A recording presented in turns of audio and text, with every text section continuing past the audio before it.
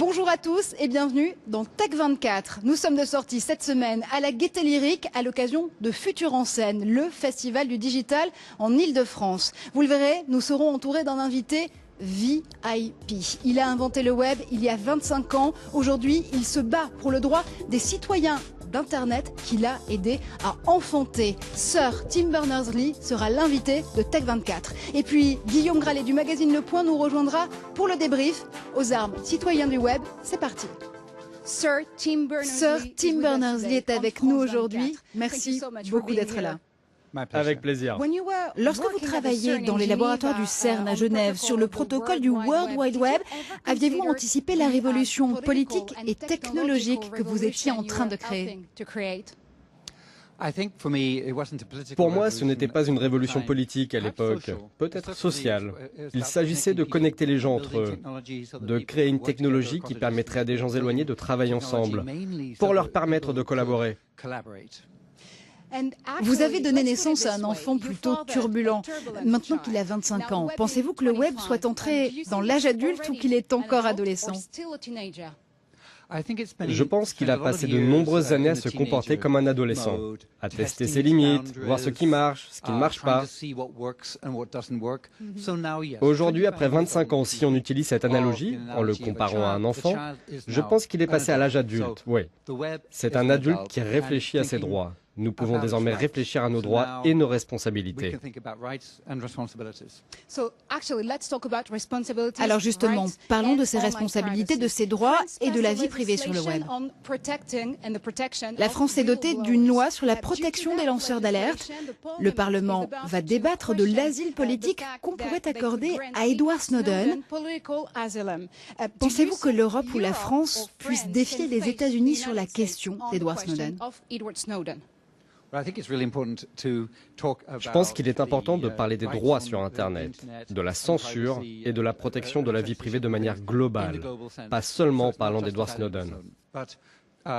Mais si vous voulez qu'on parle de ce cas spécifique, alors je pense qu'il y a trois choses à prendre en compte. Edward Snowden est allé voir un journaliste. Il a trouvé Greenwald. Et ensemble, ils ont fait le travail d'un journaliste, en cherchant à analyser les informations et à réfléchir à la meilleure façon de les présenter. Donc, parce qu'il s'est comporté comme un journaliste, parce que ce qu'il a fait était au final en faveur de l'intérêt général, et parce qu'il n'y avait aucune autre façon de la faire, parce qu'il coche toutes ces cases et qu'il a joué un rôle très important, je pense qu'il mérite d'être protégé. Une autre question cruciale, c'est la gouvernance d'Internet. Vous avez d'ailleurs participé au sommet Net Mondial, c'était au Brésil en avril dernier. Le sommet était organisé pour que les pays émergents puissent donner leur voix, leur avis sur la régulation du web et sa gouvernance. Craignez-vous une certaine balkanisation d'Internet?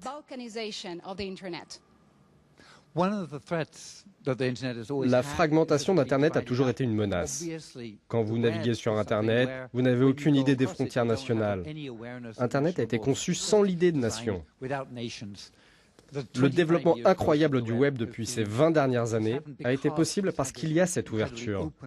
Tout le monde peut se connecter à n'importe quoi. Il est évident que si cela devait être remis en cause, si l'Internet devait se fragmenter en plusieurs morceaux qui correspondraient à chaque pays, ce serait une catastrophe. Je ne pense pas que cela arrivera, mais peut-être les États, les gouvernements l'utiliseront-ils comme une menace. Si un pays s'y aventure, je pense qu'il réalisera immédiatement le désastre économique de ne pas participer à la discussion globale. Mais alors qu'est-ce qu'il faut faire? Est-ce qu'il faut créer un ONU d'Internet? Ou est-ce que les citoyens doivent s'approprier ces droits eux-mêmes?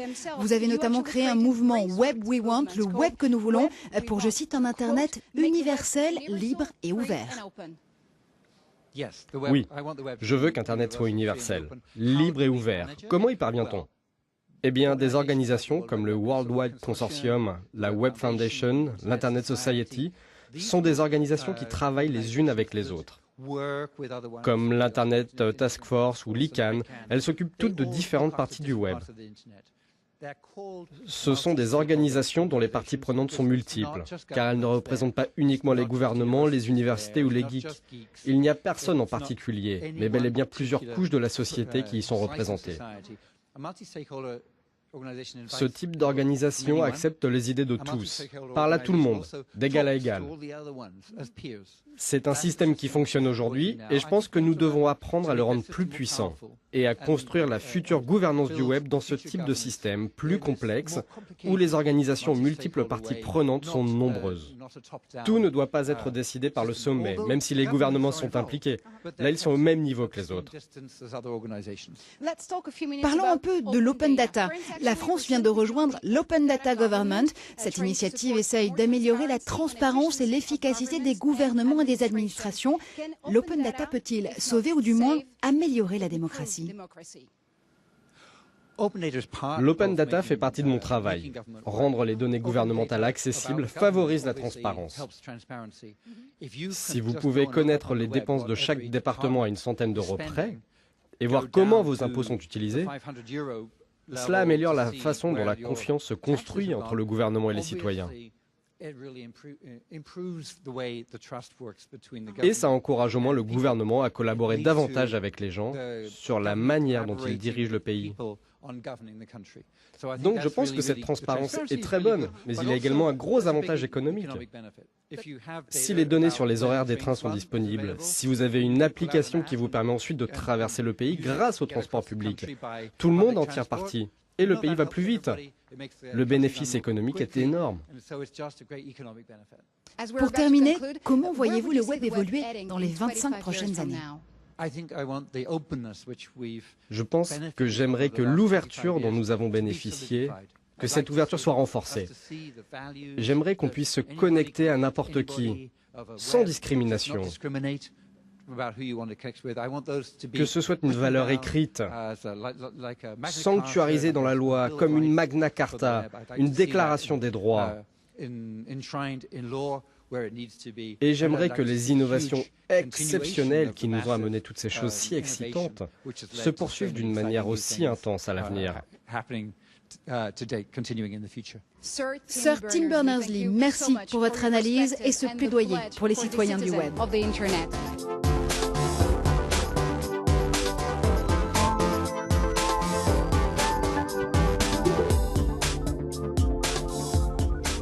Guillaume Gralet du magazine Le Point nous a rejoint pour débriefer cette interview de Sir Tim Berners-Lee. Guillaume, première question.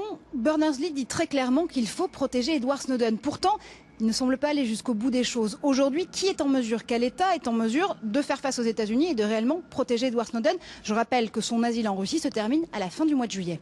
Effectivement, Marjorie, c'est une bonne question. Il reconnaît qu'Edward Snowden a pris des risques, qu'il a enfreint certaines règles américaines, mais qu'il faut le protéger parce qu'il a montré des choses dont personne absolument se doutait. C'est très intéressant parce qu'en ce moment, vous avez Mark Andreessen, le cofondateur de Netscape, également membre du conseil d'administration de Facebook, qui dit qu'Edward Snowden est un traître, qu'il faut le poursuivre comme tel. C'est extrêmement grave. Vous avez la position d'Al Gore qui est plus mesurée, qui ressemble à celle de Tim Berners-Lee, mais Tim Berners-Lee ne donne aucun détail. Il ne dit pas qui doit porter asile à Edward Snowden. Vous savez qu'une demande d'asile politique a été refusée de la part de l'Europe.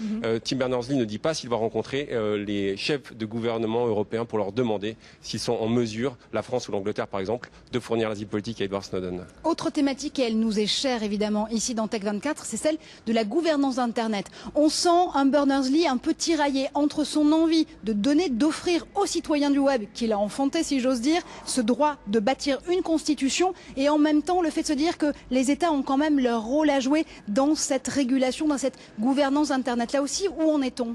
Effectivement, on voit une certaine méfiance de la part de Tim Berners-Lee vis-à-vis des gouvernements, une méfiance qu'il porte avec l'open data, c'est-à-dire les gouvernements doivent libérer les données. Il dit d'ailleurs que les gouvernements ne doivent pas avoir l'œil au-dessus de l'épaule des internautes, donc une vraie méfiance, mais ça reste un petit peu abstrait. Sa constitution manque un tout petit peu de concret et ça se vérifie surtout autour de la neutralité du net, parce que vous le savez, en ce moment Netflix arrive en Europe et on sait que certains opérateurs sont obligés de payer Netflix aux États-Unis. Donc on ne sait pas si tous les internautes auront accès à tous les contenus, les mêmes contenus, ce qui est la définition de la neutralité du net.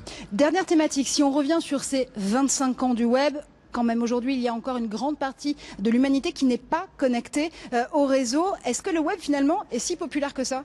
Effectivement, Marjorie, seulement 4 terriens sur 10 sont connectés. Il y a énormément de progrès à faire, notamment dans les pays émergents, même s'ils veulent se rattraper. Il y a également des progrès à faire au niveau pour les femmes. Et par contre, il a dit une phrase que je trouve très intéressante dans une conférence. Il a dit si j'avais des petites filles à la maison, je laisserais un ouvrage de JavaScript sur la table de la cuisine pour qu'elles s'instruisent, pour qu'elles se libèrent. Là-dessus et sur les langages qu'il recommande, Tim Berners-Lee est vraiment le partisan des technologies ouvertes.